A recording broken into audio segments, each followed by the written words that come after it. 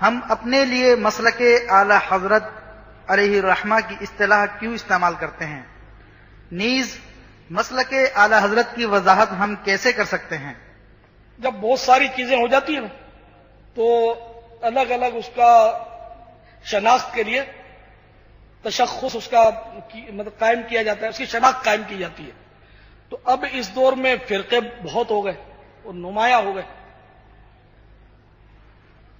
پھر یہ کہ طرح طرح کے علماء بھی پیدا ہوئے اور کفار کے ہاتھوں بک کر انہوں نے قرآن و حدیث کی آیتیں عوام میں بیان کر کر کے تفسیر بالرائے کے ذریعے مسلمانوں کو گمراہ کیا۔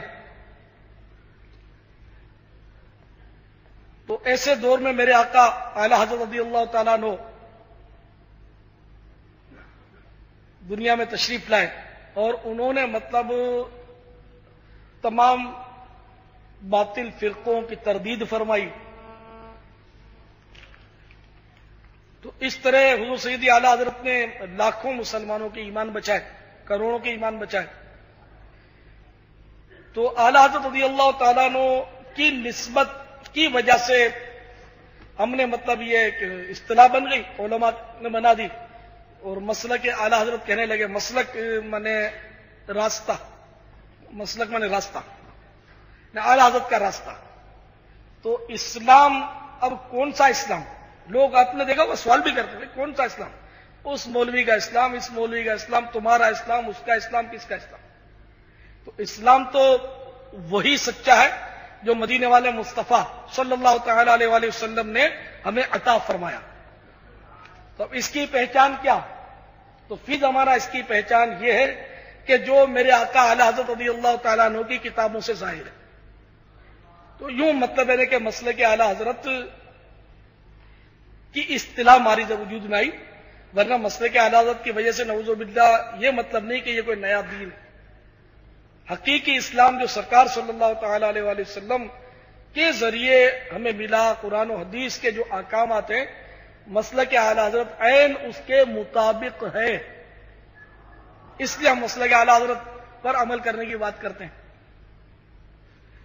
واللہ تعالی اعلم ورسولہ اعلم عز وجل وصلی اللہ تعالی علیہ وآلہ وسلم۔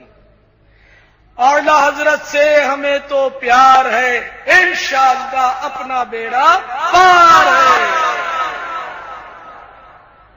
صلو علی الحبیب کہ حضرت صدر الشریعہ مولانا امجد علی صاحب رحمۃ اللہ تعالی علیہ کے ایک شہزادے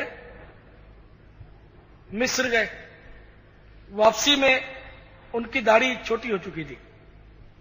صدر الشریعہ علیہ الرحمہ نے انہیں اسٹیشن ہی پر روک کر مناظرہ کیا تھا، توبہ کروانے کے بعد گھر لے گئے۔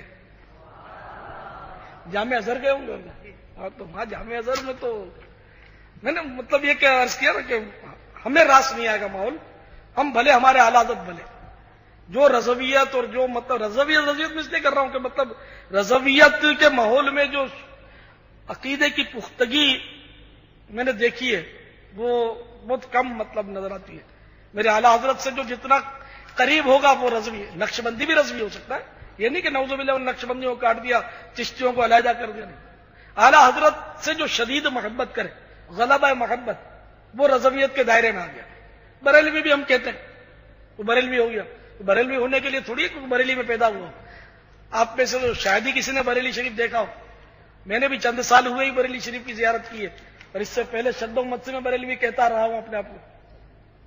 تو ہم بریلوی ہیں، رضوی ہیں، تو رضویت اور بریلویت الحمدللہ یعنی کہ بالکل خالص اسلام جس کو کہہ لیجیے، تو الحمدللہ وہ آپ کو رضوی اور بریلویوں کے پاس ملے گا الحمدللہ ثم الحمدللہ، جس میں محبت رسول صلی اللہ تعالی علیہ وآلہ وسلم کوٹ کوٹ کر بھرا ہوا ہے۔